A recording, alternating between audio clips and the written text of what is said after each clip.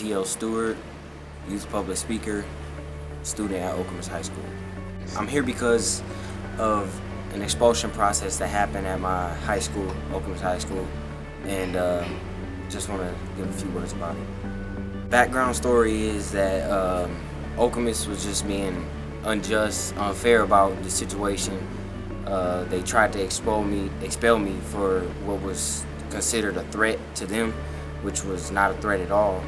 But they kind of victimized me, saying that I threatened the teacher, and so we got to kick him out because of zero tolerance policies and certain histories about myself and being an African American student in Okemos High School.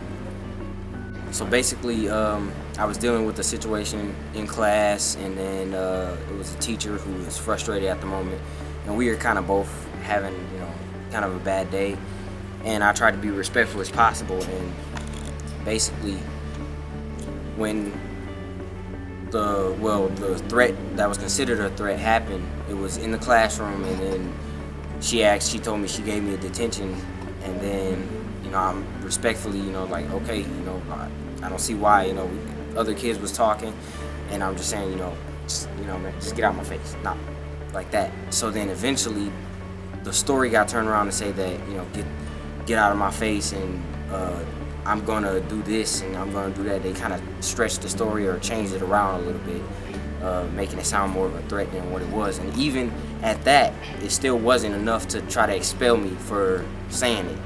But they have zero tolerance policies, and they don't want their staff feeling uncomfortable or threatened. And the teacher said that she felt like I was gonna come across the table on her, but I don't see how. And I even apologized to her and everything. So, well, yeah, I did. I felt like they were being fake. They were just happy that they were probably trying to get me out of there, and instead of having to deal with another black student. They were happy to get me out of there. And they were trying to be all nice and courteous and stuff, but I really knew what was behind it. Even though they say that they care for their students, they say that they want the best for their students, but that's not true. To a certain capacity, it's not true. Especially when it comes to African American students, they can put on a smile and act like they care for you, but you got to know the other side of it. You're there for your education. You're not really there to make friends, not even with the teachers. Try to please your teachers by turning in your work and doing your work, but just watch your back. Well, they did miss the IEP program, to certain behavior programs, that should have been set in place, since they said that I had behavioral issues. They missed that, they jumped over that, and they kind of, during the meeting, they kind of tried to make it sound like they went through the whole process, but missed a lot of that, because it was the things that were in place were, only one thing was set in the IEP that they didn't really start it, but it was only one thing that was actually organized, and that was to meet with a counselor. And of course I have my school counselor, and I have that, and I was scheduled to meet with him every Wednesday. And towards the end of the school year, I was just kind of busy, and that sometimes I would just miss the Wednesdays, but they tried to make it sound like they had other things, like the school social worker. They said that I was supposed to meet with him when that's not a part of my, that's not a part of what they did. That was just kind of random. We'd see each other in the hall, say hi, and so they tried to make up because they know that they missed some spots in the process, the program. I could say there was a couple warnings, because I've had situations during the school year, like with suspensions, being suspended for standing my ground, not really fighting, but just kind of it gets to that point where I'm not a perfect person, but to the point where I felt like I could fight, but I didn't, and they still suspended me for that because they said my record has a history of that, of starting fights, not really fighting, but kind of confronting a student or something like that. And they did mention that I could be expelled once they found out that I don't live in Okemos, I'm not in the district anymore. They found out, and that was one step closer to them trying to expel me and trying to just get me out of there, so they won't have to deal with it.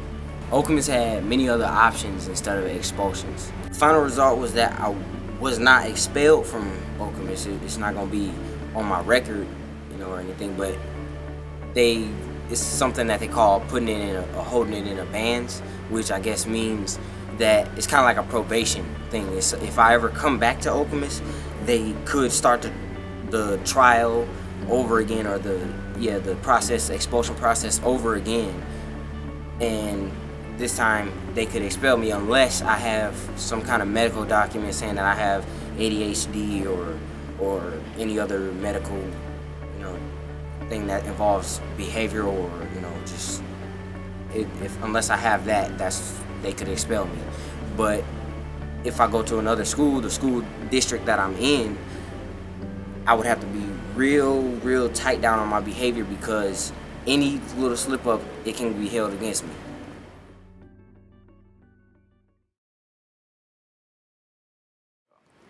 Unfortunately, unjust and unnecessary expulsions is a pinnacle example of Okemos School District's inability to manage and deal with minorities and minority special needs students.